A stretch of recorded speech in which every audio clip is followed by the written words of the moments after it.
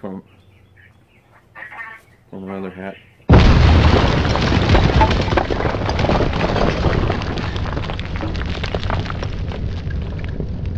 And we're back once again with Box Office Maniacs and our next film in the Poltergeist franchise, which is called Carol Ann. Carol Ann. Carol Ann. Carol Ann. Carol Ann. Carol Ann. Carol Ann. Carol Ann! Carol Ann! Carol Ann! Oh, wait a second. No, it's actually called Carol Ann! Carol Ann! The shakes her!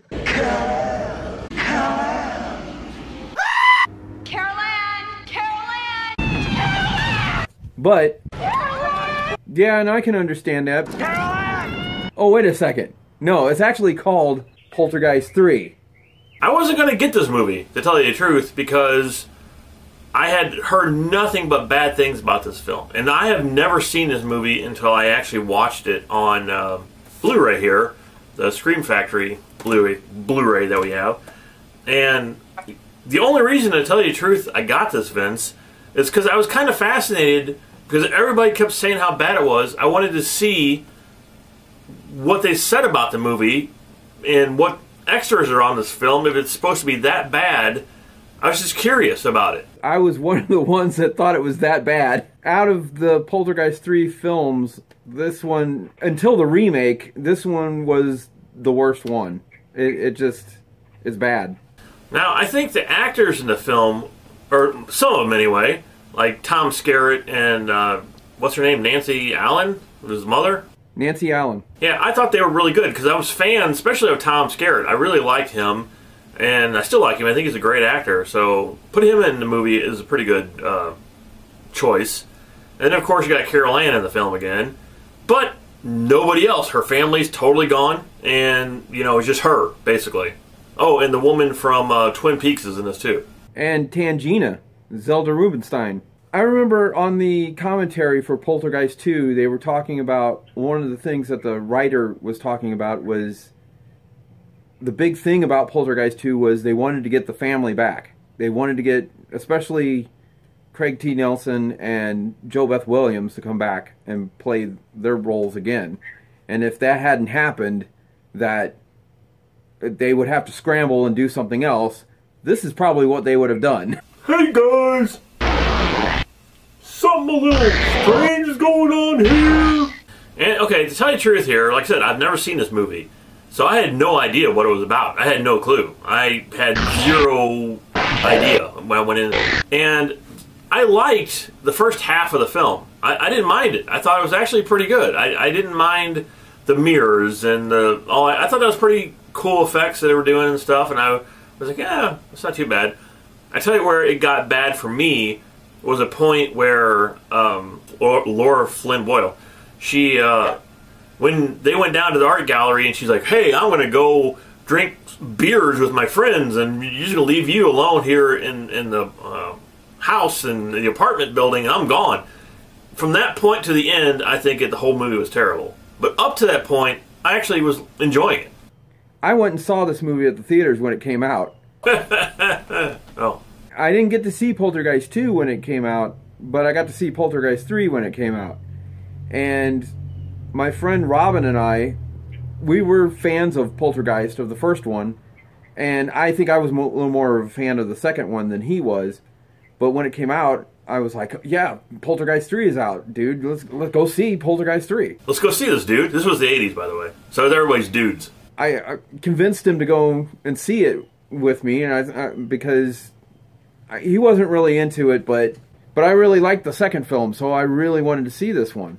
So we went there, we went and watched the movie, and the whole time we were watching it, we were like, we liked the beginning of it. We liked the way it started out and everything, and we did like all the mirror effects and stuff.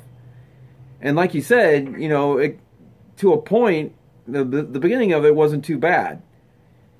But the whole movie, just about the whole movie, we were sitting there going, it's got to get better than this.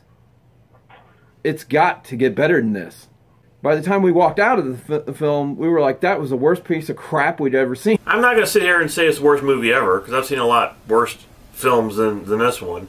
but it wasn't great. From the transition to the first movie, which was perfect, to the second film that was, you know, okay, to this one, it just, you know, it was pretty much a downhill slide here. I mean, before we just hit the bottom, this was pretty much the bottom here.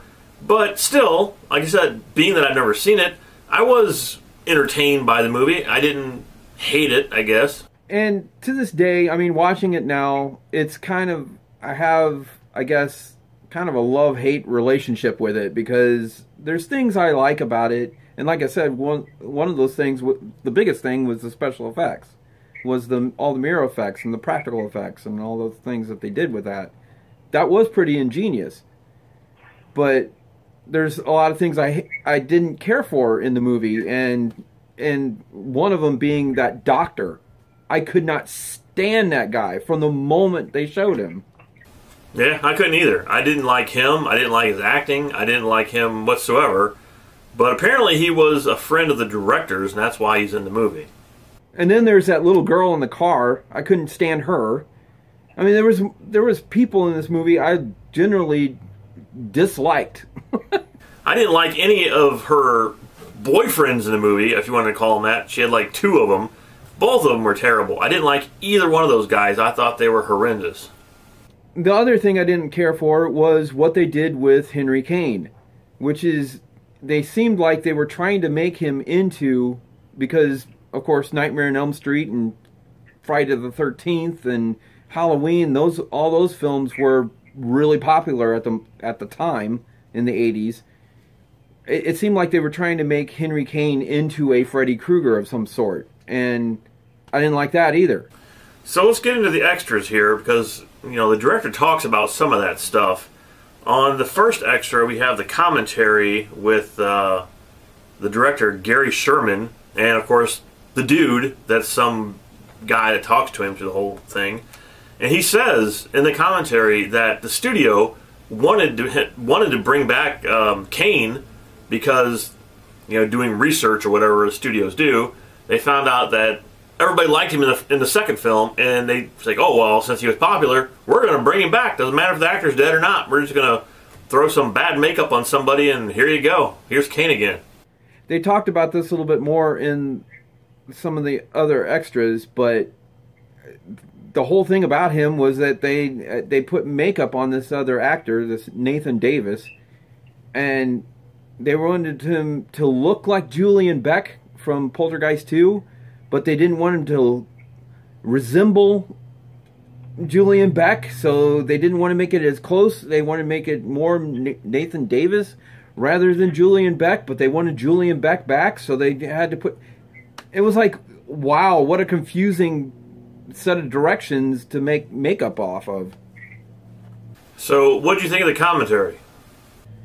Well, actually, I didn't mind this commentary. I thought it was pretty good. I liked it a lot better from the Poltergeist 2 commentaries. I liked it better than this one. I think was the best out of all 4 of them. The reason I bought this is because I wanted to hear the director say, all right, yeah, I screwed up, man, this is a terrible movie. But he never said that. He kept saying, man, this is a great effect. This is real fun. I did this because of that. And he was trying to encourage the guy he was talking to tell him it was a good movie. That's what it came out as. I'm like, just admit that, you know, you screwed up here, guy. I mean, it wasn't that great of a film. But he never said that. Well, he kind of did toward the end. He comes out and says, well, it's not the movie that I really wanted to make, and there's things about it that he wasn't happy with, but he didn't, I guess it was such a good experience that he didn't, he couldn't sit there and say it was terrible. So the next commentary was once again by the superfan that runs the Superfan Poltergeist 3 website. I made it through maybe the first 20 or 30 minutes. And unlike the second one where he was coming up with all this trivia and stuff and things and editing and all this stuff that I never heard of, here he basically repeated everything the director said. Oh, well, this is the mirror. This is the effect. This is how they did it. This is what this is. I mean, there was nothing new. I listened up to about the last 20 minutes. Yeah, not a great commentary at all. So next up, we have something called High Spirits, the interview with the screenwriter Brian Taggart. Factory interview, and Scream Factory always does really good interviews. I've always been really wild about Scream Factory's interviews because they pick certain people to come and talk, and you wouldn't think you would get anything out of it, but you usually do. But this guy, he gets on there, and at first, I have to say, I thought he was the most arrogant asshole I think I ever heard. Well, you know, again, that's all these people, now that you watching these people with these extras, and I said this, I think, about the second one, is they just seem like kind of uppity jerks when you listen to them. They're like, oh, I'm too good to be doing this, and blah, blah. I mean, I guess that's just Hollywood. I guess that's just, you know, when you get a big head and you make movies, that's just some of these people, I suppose. Not all of them, I'm saying. So don't, you know, jump on me and, oh, I wrote Gone with the Wind, and I don't act like that way. This guy, he did. He seemed like he was a real jerk, or at least at first, and when he's first talking, and then a little bit later into the interview, he says something about Zelda Rubinstein passing away, and how the director was good friends with him, and he was good friends with her, and all this kind of thing. And then just after that, he of course starts to talk about Heather O'Rourke and how she passed away. And even that, he was kind of, at first, he was kind of a jerk about it. But then it was like, almost as if it kind of kicked in, and he was like, well, she was a smart little girl, a sweetheart, and all this kind of thing. She was a really good little girl. By the end of the interview, he does say something about something I totally agree with the movie, is that they totally took the family part of the movie out of the movie and made it just with Carol Ann. And when they did that, it's like that's part of what's missing out of this film. Yeah, I mean, I totally agree. That's what made Poltergeist was a fun family, and those actors is what made Poltergeist. And take that out of the movie, you don't have anything. You have the remake. So next we have Reflections, which is an interview with Nancy Allen. And I have to say, I actually, again, enjoyed this interview quite a bit. I thought it was really good. It was interesting and entertaining. But the one thing I really, really liked about this interview was that Nancy Allen actually spoke about Heather O'Rourke more than anyone else on this entire disc. She was really good in this interview. And you're talking about all these people being jerks and uppity, and that's not her. I mean, she was a real person, and she's talking like a real person. And she seemed like she was super nice, and I just really liked this whole interview. I thought it was fantastic. So the next extra is called Mirror Images. And this is an interview with a special effects creator, John Caglione Jr. Again, it was an okay interview. This was a good interview. It was just, the only thing about it was he talked about Dick Smith the whole time. Dick Smith. Oh, Dick Smith is great. We had Dick Smith on this. Dick Smith was in on it. He got in there and he did this great effect. Dick Smith. And yeah, again, it's an okay interview. It's nothing great.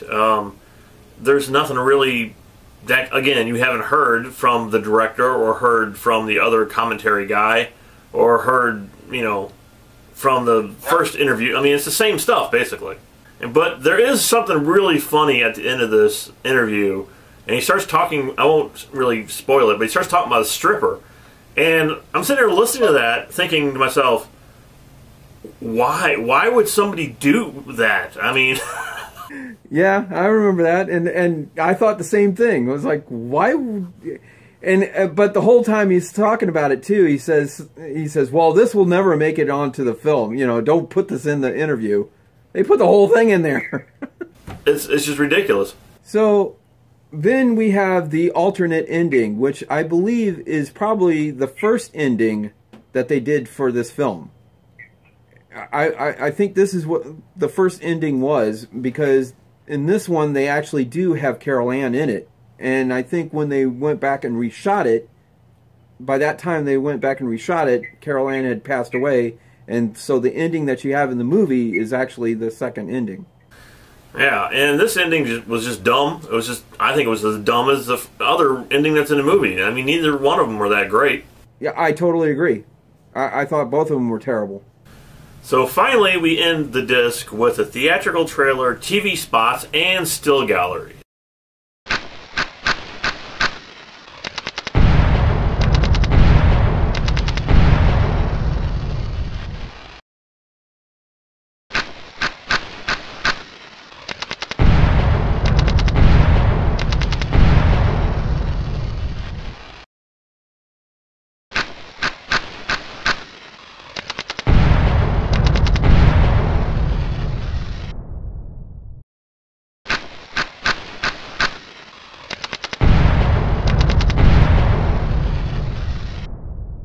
So there you have it, all 3 Poltergeist movies. And if you want to see the remake of Poltergeist and what we thought of that, you can visit Dave Decay's show, and he actually did the remake.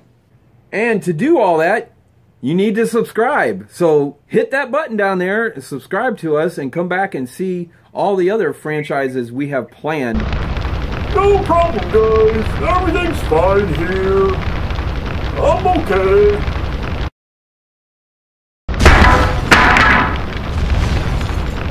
No problem.